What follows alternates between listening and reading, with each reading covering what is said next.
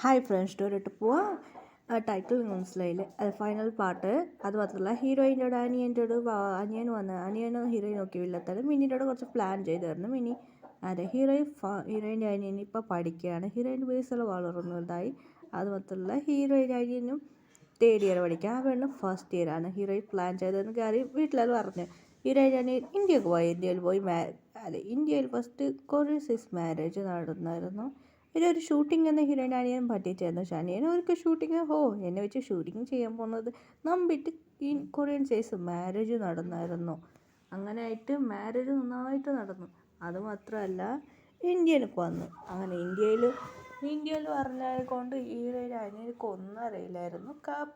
മാല ഇട്ടായിരുന്നു. മാലയിൽ പൂവിൻ്റെ മാല ഇട്ടത് കൊണ്ട് അവന് കണ്ണും കാണാനില്ല.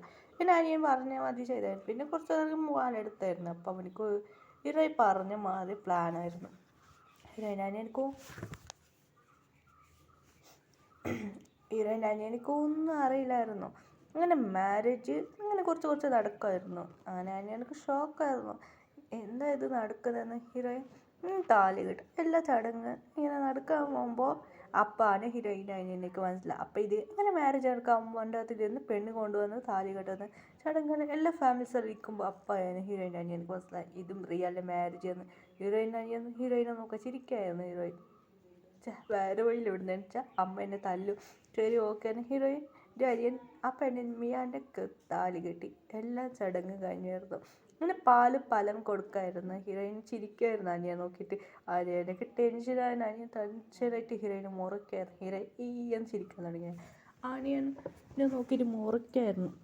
അങ്ങനെ ഹീറോയിൻ ചിരിച്ചിട്ട് പറയാൻ തുടങ്ങി എല്ലാം നടക്കട്ടെടാ എന്ന് പറഞ്ഞ ഹീറോയിൻ ഉള്ളത്താണ് ഒരു ചിരിക്കായിരുന്നു. ഹീറോയിൻ അനിയനക്ക് തലയിൽ ഇടി വീണ മാതിരിയായി. അയ്യോ എന്തടിയുടെ നടക്കുന്നതെന്ന് ഹീറോയിൻ ചിരിക്കായിരുന്നു.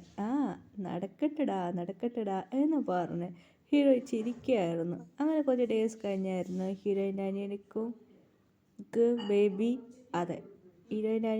ബേബി ജനിച്ചായിരുന്നു. ഹീറോയ്ക്ക് ഒരു ഗേൾ ബേബി ജനിച്ചായിരുന്നു. എൻ്റെ അനിയനിക്ക് കുറച്ച് ദിവസം കഴിഞ്ഞിട്ടായിട്ട് ഹീറോയ്ക്ക് ഒരു ഗേൾ ബേബി ജനിച്ചായിരുന്നു. അങ്ങനെയായിട്ട് ഹീറോയിൻ ഭയങ്കര ഹാപ്പി ഫാമിലീസ് ആയിരുന്നു. അങ്ങനെയായിട്ട് ഡേയ്സ് പോകാൻ തുടങ്ങിയായിരുന്നു. ഇപ്പോൾ ഹീറോയിൻ്റെ ബേബി വളർന്നു. ഗേൾ ബേബിയാണ്. ഹീറോയിൻ്റെ അനിയനിക്ക് ബോയ് ബേബിയാണ്.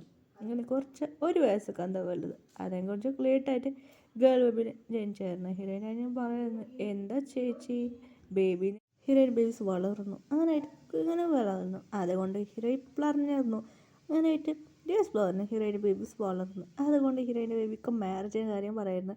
ഹീറോയിൻ്റെ അനിയൻ്റെ ബേബിക്കും എന്തുകൊണ്ട് അവർക്ക് രണ്ടുപേർക്കും മാരേജ് ചെയ്ത് ഹീറോയിൻ മാരേജ് ചെയ്ത് അവരുടെ ഹീറോയിൻ്റെ എൻ്റെ ബേബി ബോയ് ബേബി ഹീറോയിനെ ഗേൾ ബേബിനെ ലവ് ചെയ്യാം. അങ്ങനെ ഹീറോയിൻ്റെ ബോയ്സ് ബേബി പറയുന്നു ഓക്കെ എന്ന് പറഞ്ഞു. അങ്ങനെ അവർക്ക് ഇരുവർക്കും മാരേജ് ആയിരുന്നു. ഹീറോയിൻ ബേബീസ് അങ്ങനെ എല്ലാവരും ഹാപ്പി എൻഡിങ് സ്റ്റോറി.